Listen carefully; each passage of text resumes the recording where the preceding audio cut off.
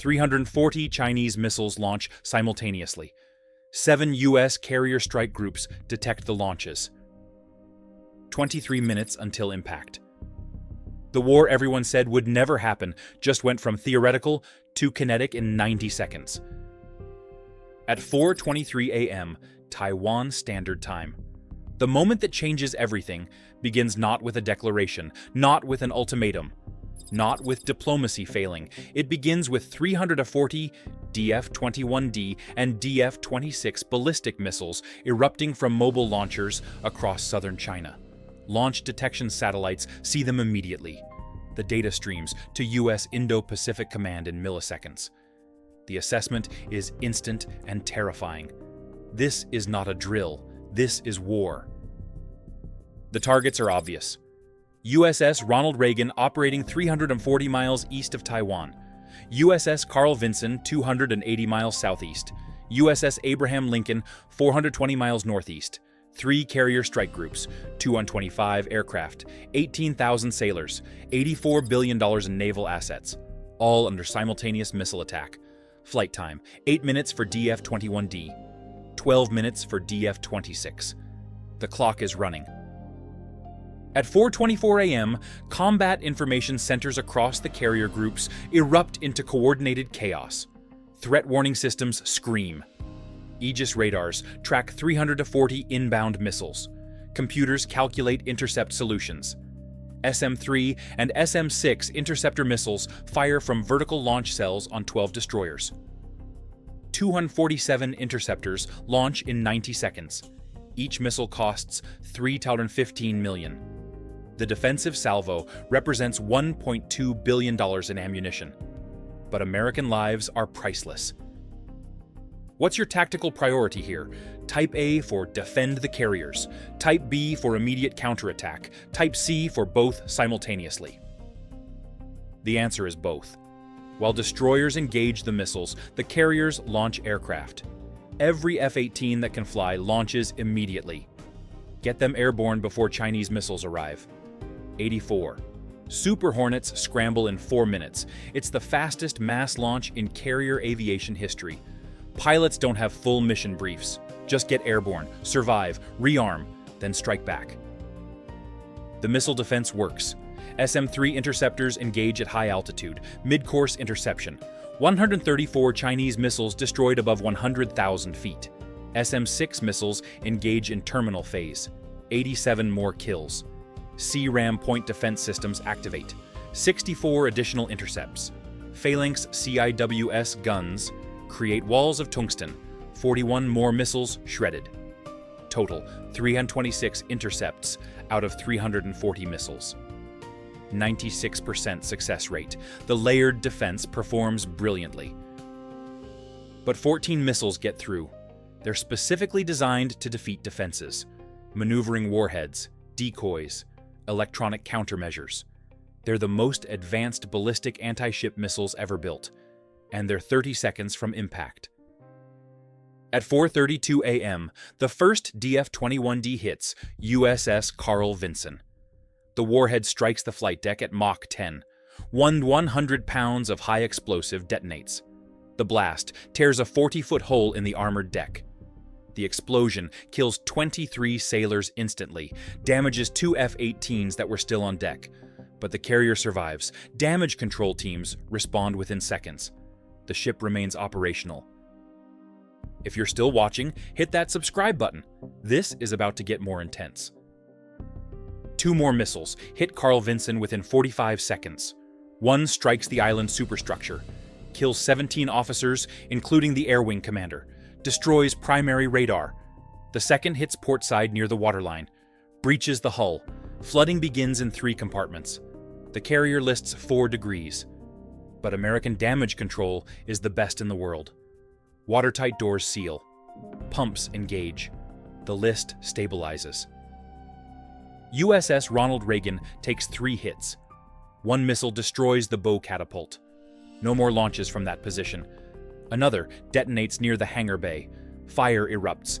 Aviation fuel ignites. The hangar becomes an inferno. 34 sailors die fighting the flames. 67 are wounded. The third missile is a near miss, detonates 50 feet from the hull. Shrapnel peppers the carrier, but the ship fights on. USS Abraham Lincoln is luckiest. 4 missiles targeted it, all 4 intercepted, not a single hit. The carrier is fully operational, its air wing is intact, and it's about to demonstrate why American carriers remain the most powerful weapons platforms ever built. At 4:35 a.m., 3 minutes after the Chinese missile attack, American retaliation begins. Not from carriers, from submarines. USS Virginia, USS Hawaii, USS Oklahoma. 3 attack submarines positioned off China's coast. They've been waiting for this. Each submarine carries 12 Tomahawk cruise missiles and 24 Mk-48 torpedoes. At 4:36 a.m., they fire. 36. Tomahawk missiles streak toward Chinese military targets, air bases, radar installations, command centers, communication hubs. The missiles fly low, 50 feet above the water, terrain following flight. They're subsonic, but nearly impossible to intercept. Chinese air defenses try. S-400 systems engage. HQ-9 batteries fire. They splash 8 Tomahawks. 28 get through. The missiles strike. At 5:14 a.m., Fuzhou Military Command Center takes 3 hits. The underground facility collapses. 89 officers die. Regional coordination ceases. Longtian Air Base takes 7 hits. Runways cratered. Fuel storage explodes. 12 J-20 stealth fighters destroyed on the ground. Radar installations along the coast are systematically destroyed. China's ability to track American forces degrades rapidly. But China isn't done. At 5:23 a.m., the People's Liberation Army Navy deploys. 67 warships sortie from multiple ports simultaneously. Type 055 destroyers, Type 052D destroyers, Type 054A frigates. This is China's most capable surface fleet. Their mission: finish what the missiles started. Sink the damaged American carriers before they can recover. American commanders see them coming.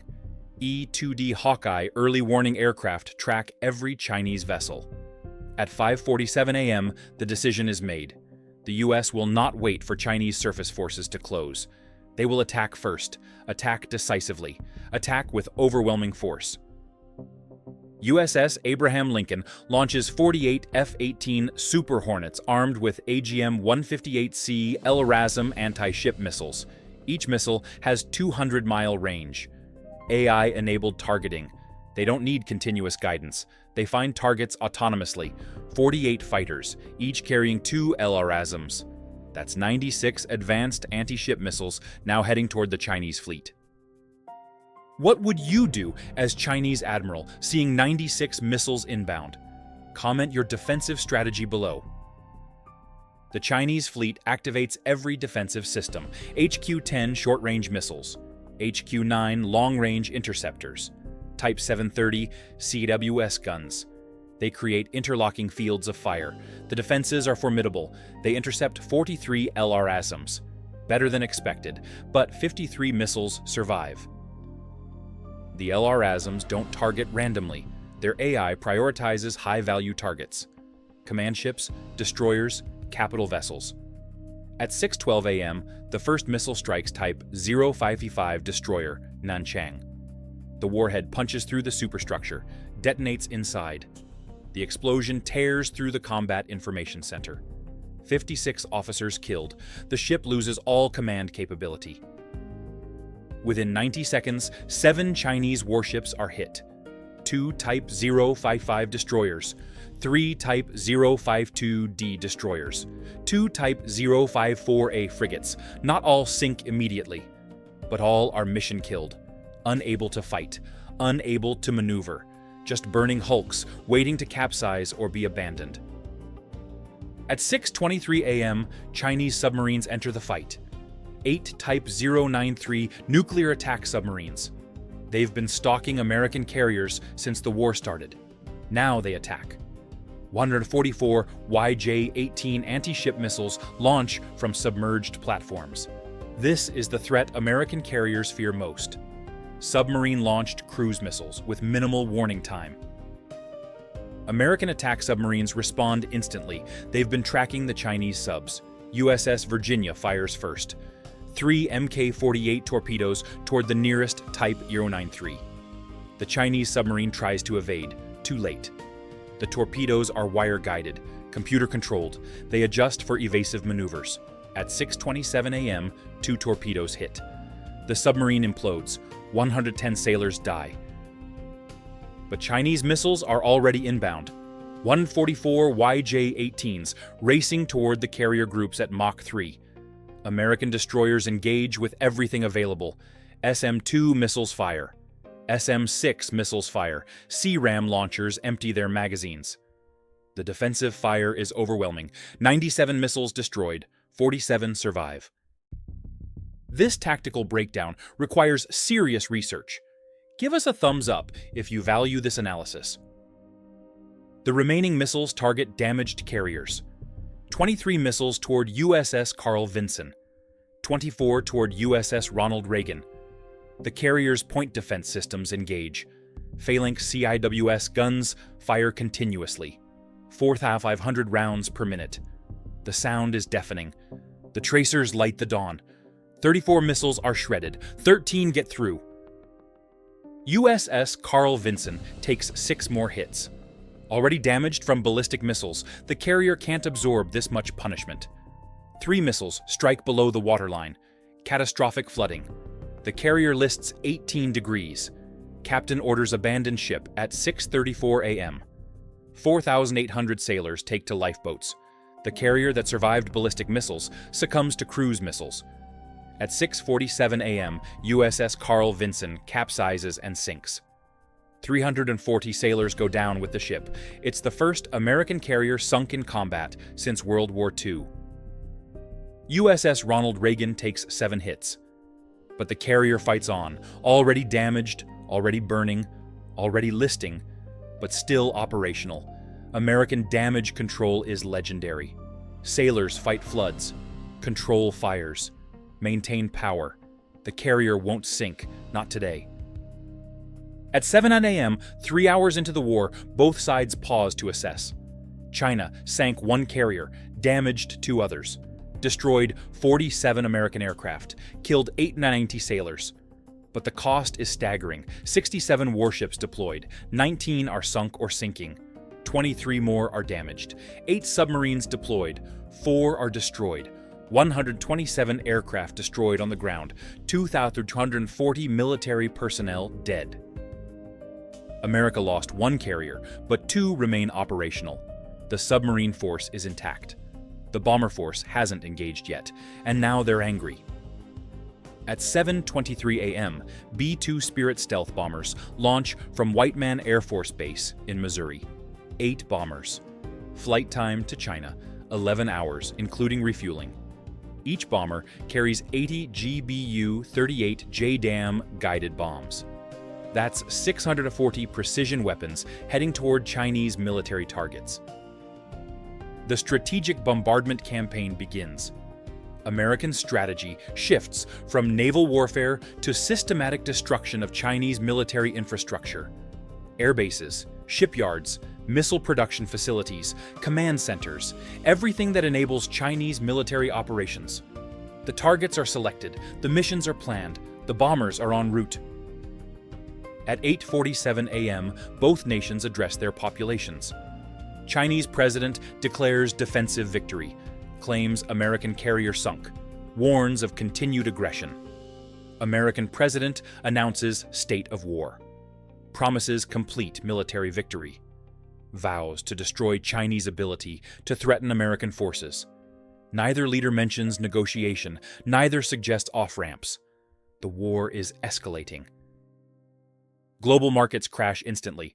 Tokyo Stock Exchange drops 34% before trading halts. Hong Kong falls 41%. Wall Street futures down 23%. $8.4 trillion in market value evaporates in the first hour. Oil prices spike to $180 per barrel. Gold hits $3,400 per ounce. Safe haven currencies surge. The global economy enters free fall. Should this war have been prevented Or was it inevitable? Leave your analysis in comments. International response is swift but divided. NATO issues statement, supporting American actions under collective defense. Japan activates its military. South Korea mobilizes reserves. Australia commits forces. The coalition forms. But Russia sees opportunity. Moscow announces neutrality, but positions forces near European borders. The multipolar war threatens to expand. At 10 a.m., Chinese forces launch second-wave attacks, not against carriers, against American bases. Guam, Okinawa, Philippines. 240 DF-26 missiles launch. Each base has Patriot and THAAD defenses, but 240 missiles overwhelm the defensive systems. Andersen Air Force Base on Guam takes 34 hits. Runways destroyed, fuel storage obliterated, hangars collapsed. The base is non-operational for weeks minimum. American retaliation is immediate. Ohio-class cruise missile submarines fire. 4 boats, 6 16 Tomahawk missiles. The targets are Chinese naval facilities, submarine pens, dry docks, shipyards. The missiles strike at 12:47 p.m. Hainan Naval Base is devastated. 2 Kilo-class submarines trapped and destroyed. 3 destroyers under construction wrecked. Ship repair facilities collapsed. By 2 p.m., 10 hours into the war, the scorecard is brutal. America, 1 carrier sunk, 2 damaged, 127 aircraft destroyed, 1,240 sailors dead, 3 military bases heavily damaged.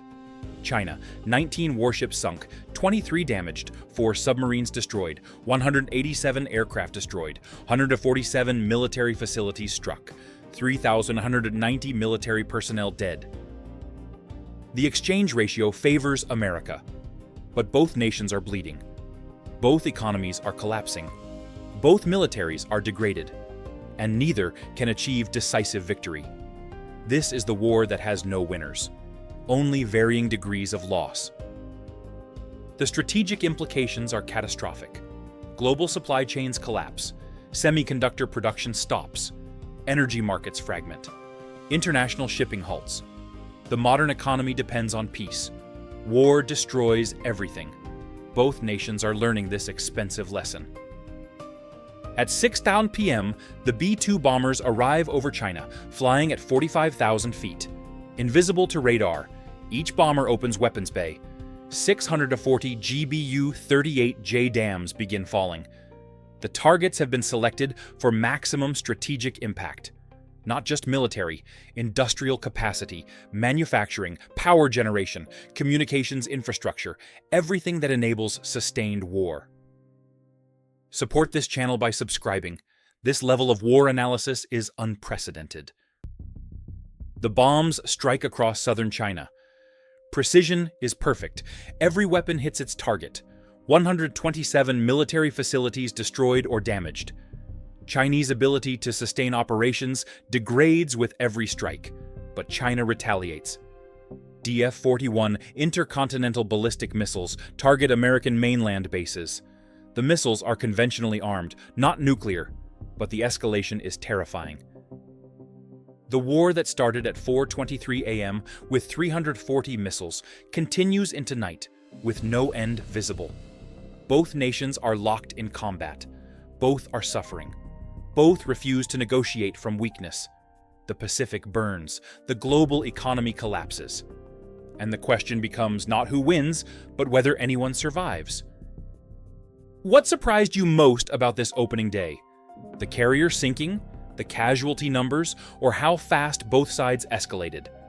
Drop your analysis. How does this end? Negotiation, total victory, or nuclear escalation? Your strategic perspective matters. If you made it this far, you understand modern great power war at a level most analysts can't achieve. Like, subscribe, hit that bell, share this with anyone who needs to understand what USA versus China conflict actually means. The war started. The world changed. And tomorrow, we analyze whether this conflict can be contained or if escalation continues until nuclear weapons enter the equation. The nuclear question haunts every decision. Both nations have secure second strike capability. Both know nuclear exchange means mutual annihilation. This creates stability through deterrence, but also paralysis. How do you achieve victory when escalation leads to extinction? Submarine-launched ballistic missiles are ultimate insurance. American Ohio-class SSBNs patrol undetected. Chinese Type 094 submarines hide in deep basins. Both can launch within minutes. This prevents total war, but enables limited war. At 8:00 p.m., 12 hours into the war, civilian casualties mount. Chinese strikes on Guam killed 47 American civilians. American Tomahawk strikes on coastal facilities killed 89 Chinese civilians. War doesn't discriminate. The economic cascade accelerates. Asian markets closed. European markets crashed 28%. American markets suspended after 20% drop. 8.4 trillion in value gone. Credit markets freeze. Ships sit in ports unable to get insurance. Global commerce stops. Energy markets face crisis. China imports 11 million barrels daily. Those tankers won't enter war zone. Strategic reserves last 90 days. Asian allies face shortages. Japan, South Korea, Taiwan need American protection of energy routes. More naval commitments, more exposure. Taiwan watches with terror. This war isn't about them yet. But if China loses conventional war with America, invasion of Taiwan becomes desperate option. Regime survival requires nationalist victory. Taiwan is the obvious target. Taipei mobilizes every reserve. They know they're next. The question is when. Technology supply chains shatter. Taiwan's semiconductor fabs shut down. TSMC stops production. No advanced chips for anyone. Apple can't make iPhones. Nvidia can't make AI chips. The digital economy freezes. Modern technology depends on chips that no longer exist. Russia calculates opportunities. American carriers committed to Pacific. Is this the moment to pressure Baltic states? Moscow mobilizes near Ukrainian border, reminding Europe that American attention is divided. India maintains careful ambiguity. Verbal support for peace, no military commitment, hoping to avoid choosing sides. But neutrality becomes untenable as war continues. At 11:00 p.m., 19 hours into the war, both nations are exhausted. Military operations continue. Submarines hunt targets. Aircraft fly patrols. Missiles remain ready. But the initial fury has passed. Reality sets in. This war has no quick resolution, no decisive battle. Just grinding attrition until someone breaks. The question is who breaks first, and what price they pay for breaking.